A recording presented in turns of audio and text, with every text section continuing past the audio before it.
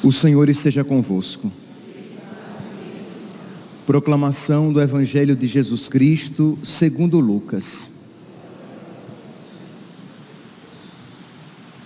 Naquele tempo, milhares de pessoas se reuniram a ponto de uns pisarem os outros. Jesus começou a falar primeiro a seus discípulos: tomai cuidado com o fermento dos fariseus, que é a hipocrisia. Não há nada de escondido que não venha a ser revelado, e não há nada de oculto que não venha a ser conhecido. Portanto, tudo o que tiverdes dito na escuridão será ouvido à luz do dia, e o que tiverdes pronunciado ao pé do ouvido no quarto será proclamado sobre os telhados. Pois bem, meus amigos, eu vos digo, não tenhais medo daqueles que matam o corpo, não podendo fazer mais do que isso. Vou mostrar-vos a quem deveis temer. Temei aquele que depois de tirar a vida, tem o poder de lançar-vos no inferno. Sim, eu vos digo, a esse temei.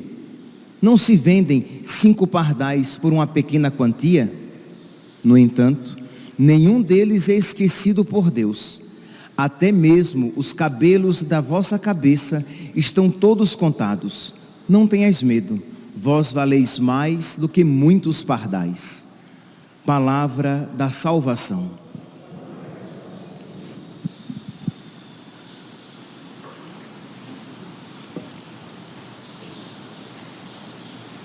Caríssimos irmãos e irmãs, hoje fazemos memória de São Calixto, Papa e Mártir, e também temos a ocasião de aproveitar o Evangelho que vai ao encontro, que completa a nossa meditação.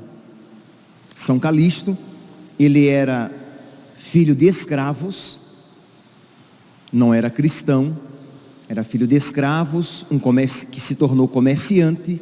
Os seus negócios deram mal, ele perdeu os seus bens e foi vendido para trabalhar numa mina de serviço forçado, para que com isso ele pudesse pagar a sua dívida. E ali, meus santos, naquela aparente desgraça, Deus tira um bem maior. Meus santos, nunca será demais recordar, porque quando estamos passando por alguma dificuldade, temos a tentação de esquecer. Tudo concorre para o bem daqueles que amam a Deus. Deus só permite o mal, porque Deus pode tirar daquele mal um bem maior. Então, renovar cada vez mais esta confiança, esta certeza, esta fé que traz paz para o nosso coração. Pois bem, diz então que Calixto, naquelas minas de trabalho forçado, ele se encontrou com cristãos, e ele via como os cristãos sofriam com paciência e com virtude.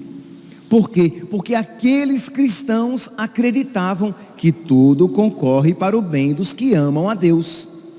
Aqueles cristãos estavam nas minas de trabalho forçado porque amavam a Deus. Eles foram presos e ali jogados porque eram fiéis a Deus. E Deus, meus santos, não se deixa vencer em generosidade. Deus viu o amor daqueles cristãos e lhes dava um consolo espiritual. E aqueles homens, mulheres e jovens cristãos trabalhando naquelas minas de trabalho forçado eram um exemplo para Calixto, que se deixou converter, se deixou levar por aquele exemplo e também pelas palavras, porque aqueles que lá estavam presos, os cristãos ali presos, evangelizavam, falavam de Cristo, do amor de Deus, da salvação eterna. Imagine, falar do amor de Deus com lágrimas nos olhos e sangue nas mãos de tanto trabalhar. Falar do amor de Deus com as costas cortadas em tiras pelas chicotadas levadas. Meus santos, precisamos pedir a Deus que nos conceda esta fé profunda, porque infelizmente, não poucas vezes, quando a dor nos visita, nós não queremos pensar no amor de Deus, nós começamos a colocar em xeque, em questão, em dúvida o amor de Deus. Nós deixamos que a nossa espiritualidade fique como que endurecida, embrutecida. E esses cristãos, naquelas minas de trabalho forçado, falavam do amor de Deus e da esperança na vida eterna. E aquilo foi tão forte para São Calixto que ele se converteu. Diz então que o imperador da época, Cômodo, ele deu um indulto a todos aqueles que estavam presos, e Calixto pôde sair daquela mina de trabalho forçado. E diz que o Papa Vítor, o Papa da época, sabendo daquele recém-convertido e que era uma pessoa muito inteligente, quis trazê-lo para junto de si. E diz que então Calixto teve a oportunidade de completar a sua formação cristã junto ao Papa. O Papa Vítor morre, sobe ao trono de Pedro, no sentido aqui bem espiritual, né? Porque nós estamos falando aqui num período de uma igreja paupérrima, de uma igreja perseguida, de uma igreja que não tinha prédios de igreja, né? Porque, imagine, São Calixto é aquele das catacumbas de São Calixto.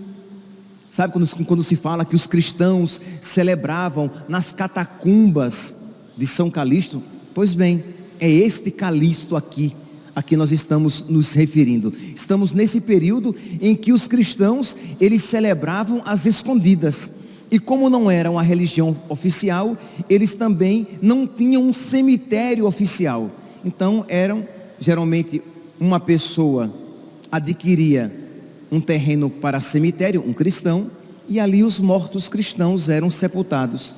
E no caso das catacumbas, eram escavados buracos, feitos várias gavetas, como nós hoje em dia compreendemos, e ali eram depositados os corpos, e ali também, quando necessário, era celebrado o santo sacrifício da missa.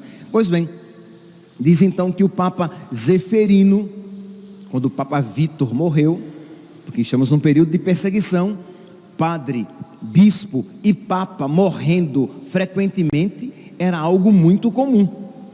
Então eles morriam com muita facilidade. Não é como hoje em dia você pode dizer, fulano vai ser padre, pode até compreender aquilo como um status, se a pessoa não tem fé. Neste período, século II, São Calixto nasceu por volta do ano 160. Então, neste período, ser padre era você ficar na vitrine para ser morto. Ser bispo era ficar ali no alvo, porque a perseguição ia primeiramente para aquelas personalidades mais conhecidas, os padres, os bispos e o Papa. Pois bem, diz então que o Papa Zeferino chama Vítor para ser seu imediato, aquele que trabalharia imediatamente com ele. Ele nesta época já era clérigo, já era padre. Zeferino é morto e Calixto é feito Papa. Aqui para resumir, porque eu ainda quero entrar aqui no Evangelho, diz então que Calixto é descoberto, né? Ele é preso porque é cristão. Imagine aqui, meus santos, os cristãos, para não ficar sem a Eucaristia, os cristãos, para não ficar sem Jesus, eles colocavam a vida em risco. É triste quando nós vemos que às vezes as pessoas, pela menor dificuldade, elas deixam de ir à missa. Ou como nós vimos no período da pandemia, que tantas pessoas, mesmo com todo o cuidado que elas poderiam ter, abandonaram a Santa Missa, mas não deixaram de ir ao supermercado para comprar comida, porque precisavam de comida para viver. Não deixaram de ir ao banco quando precisavam, porque precisavam tirar dinheiro para poder sobreviver. Mas eu posso sobreviver sem Jesus, né? Eu posso sobreviver sem Eucaristia. Então a igreja é muito triste quando isso, e mesmo depois, quando retornou em muitas igrejas, para muitas igrejas, as pessoas não voltavam com medo, porque queriam salvaguardar o corpo a todo custo. Pois bem, segura aqui esta palavra: salvaguardar o corpo a todo custo. Calixto foi preso, e diz aqui que o imperador Alexandre, em 222, então se São Calixto nasceu mesmo em 160, nós estamos aqui falando que ele tinha em torno de 62 anos, né?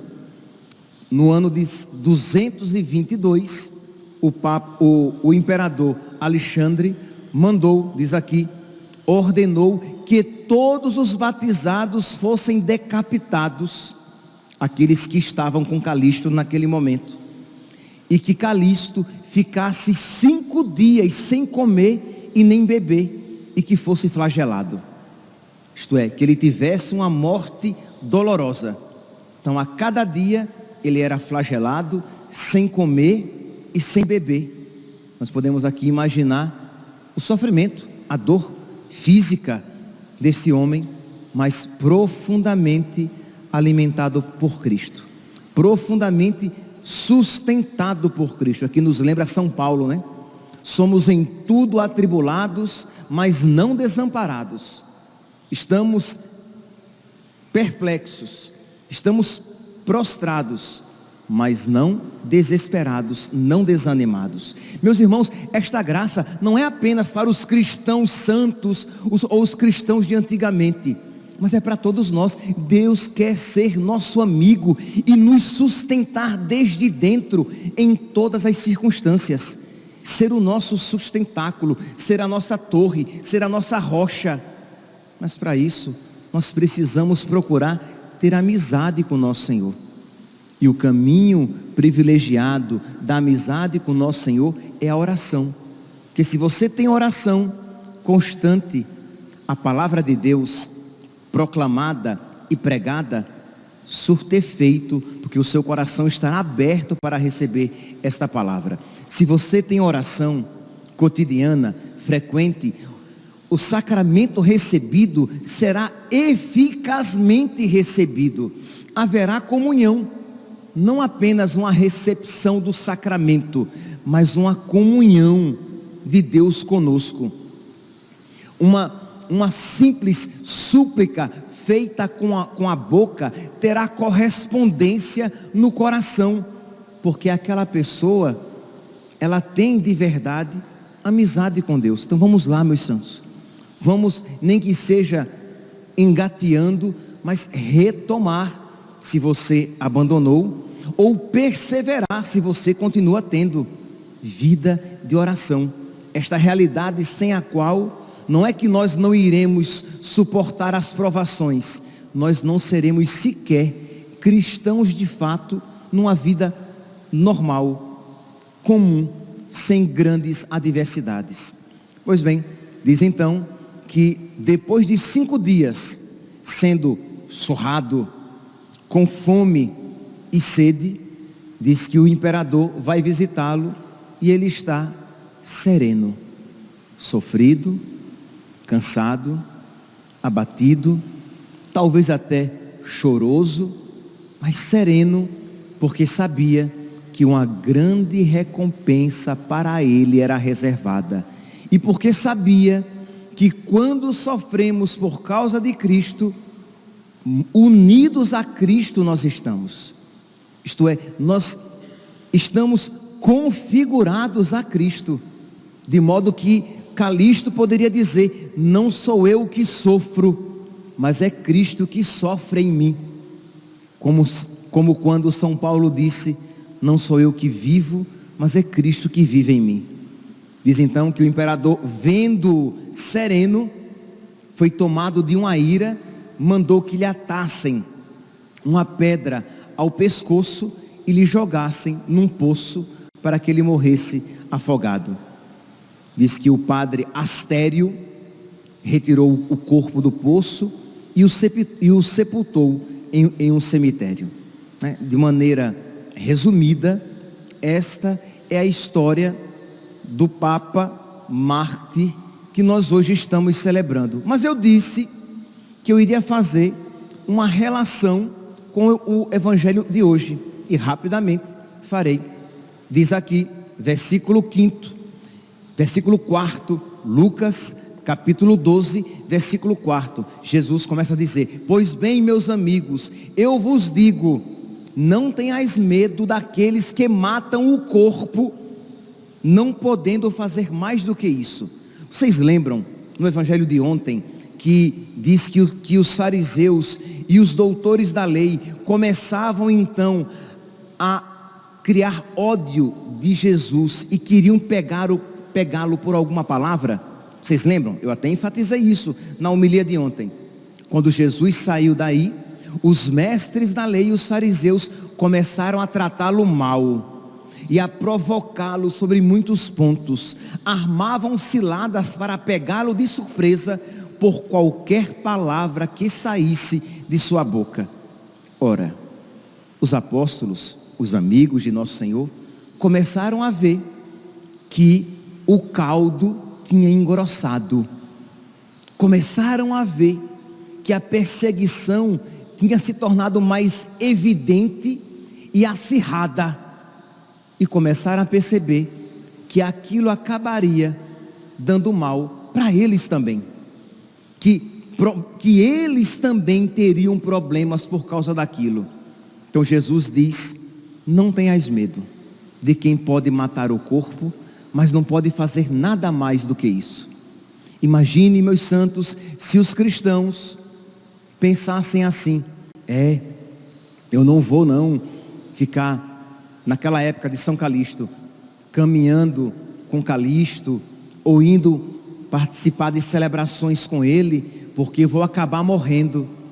E Jesus diz: não tenhais medo daquele que pode matar o corpo, mas não pode fazer nada além do que isso. Meus irmãos, nós precisamos voltar a ter fé católica. Esta é a nossa fé que nos faz santos e que nos dá paz aqui na terra. Já aqui na terra nos dá paz, isto é, se eu estiver fazendo a coisa certa, se eu estiver buscando a verdade, se eu estiver lutando pela verdade, se eu estiver lutando por Cristo, o máximo que podem fazer é tirar a minha vida, mas o Senhor tem uma outra reservada para mim, a vida divinizada, a vida eterna, a vida perfeita. O máximo que podem fazer é matar o meu corpo, que é mortal, que em todo caso vai morrer. Mas o Senhor me dará um corpo ressuscitado, um corpo divinizado, um corpo semelhante ao seu ressuscitado. E isso enche o nosso coração de alegria e de disposição para sofrer. Disposição esta que é dom do Espírito Santo. Nós, por nós mesmos, não temos esta disposição. Mas quando Deus vê essa generosidade no nosso coração, Ele nos concede graças maiores. Então, felizes, eu sei que o mundo poderia olhar para Calixto e aqueles catecúmenos, olhar para eles e dizer que eles são infelizes, que afinal de contas eles morreram. Mas para nós que temos a visão cristã, nós sabemos que eles são felizes, porque eles perderam a vida por Cristo. Eu já disse e repito, eu já falei, e com a graça de Deus não me cansarei de perguntar: quem aqui já perdeu algo por Cristo? Eu espero que tenhamos perdido algo. Espero que tenhamos perdido um emprego, uma amizade, fama, a boa fama, a paz, porque aí seremos bem-aventurados, porque perdemos algo por Cristo. Que quando perdemos algo por Cristo, nós na prática, nós estamos dizendo o quê? Que Cristo é mais importante. Que quando perdemos algo por Cristo e não abandonamos Cristo, nós estaremos dizendo aquilo que a santa, que amanhã faremos memória, Santa Teresa d'Ávila, disse, e é tão comum, tão conhecido entre nós: quem a Deus tem, nada falta, só Deus basta.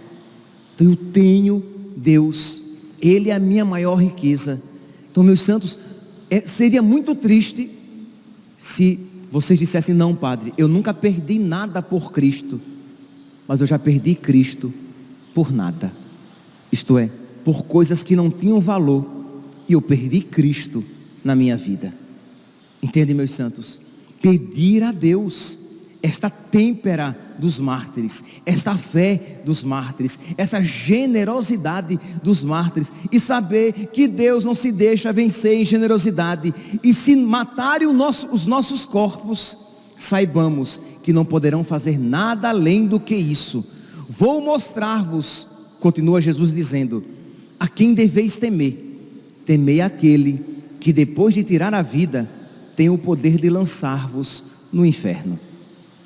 Isto é, aqui é um santo temor.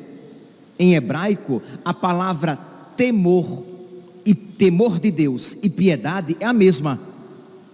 É a mesma. Então assim, Jesus diz: vou mostrar-vos a quem deveis temer. Temei aquele, Deus, que depois de tirar a vida, tem o poder de lançar-vos no inferno. Aí Jesus diz, seguindo: não se vendem 5 pardais por uma pequena quantia, no entanto, nenhum deles é esquecido por Deus, até mesmo os cabelos de vossa cabeça estão todos contados. Não tenhais medo. Como assim? Jesus diz que nós devemos ter medo de Deus, e depois Jesus diz que nós não devemos ter medo de Deus. Que Jesus aqui está falando das duas virtudes, dons do Espírito Santo. Está falando do temor de Deus, que é o princípio da sabedoria, está falando da piedade confiante, da piedade filial, de você se lançar confiantemente nas mãos de Deus, porque Ele conhece a nossa vida, Ele conhece as nossas necessidades, Ele cuida de nós, Ele sabe até o número de cabelos da nossa cabeça. Isto é para dizer que Deus conhece tudo, desde o nosso interior ao nosso exterior. Então imagine, quando esse texto de São Lucas foi escrito, quando São Lucas começou a compilar esse texto, a igreja era perseguida. Quando esse texto foi escrito, os cristãos estavam sendo mortos, queimados, lançados às feras. E São Lucas vai, e dentre as muitas palavras que Jesus dissera, São Lucas começa a dar ênfase a estas, isto é, não tenham medo. Cristãos caminhando para ser lançados às feras, não tenham medo, temam perder a Deus, e não temam na hora da dor, lancem-se nas mãos de Deus. Meus irmãos, que nós hoje, cada um aqui, qual é a sua dificuldade? Pode ser uma dificuldade que para uns pode ser pequena, mas para você é grande. Pode ser uma dificuldade financeira que está lhe tirando a paz, pode ser um problema de saúde, pode ser um problema familiar, pode ser um pecado contra o qual você está lutando, pode ser uma perseguição que você está sofrendo. Eu não sei quais são os seus medos, eu não sei quais são as suas dificuldades, mas lançai sobre Deus as vossas preocupações. Ele tem cuidado de vós, Ele conhece as vossas necessidades. Como é que diz aqui, São Lucas? Não tenhais medo, vós valeis mais do que muitos pardais. Se Deus toma conta, cuida dos pardais, quanto mais de nós. Então parece haver uma aparente contradição, e não há. Por um lado, tema perder nosso Senhor. Por um lado, não tema as perseguições e dificuldades que virão contra você. Por outro lado, jogue-se totalmente nas mãos de Deus, sabendo que se Ele cuida dos lírios do campo e se Ele cuida dos pardais da terra, muito mais de nós Ele cuidará. Que nós, meus santos, com esta fé a que somos chamados por São Lucas, e com aquela fé que foi abundante no coração de São Calixto, que nós celebremos esta santa liturgia, pedindo a Deus que faça esta mesma fé transbordar nos nossos corações. Louvado seja nosso Senhor Jesus Cristo, para sempre seja louvado.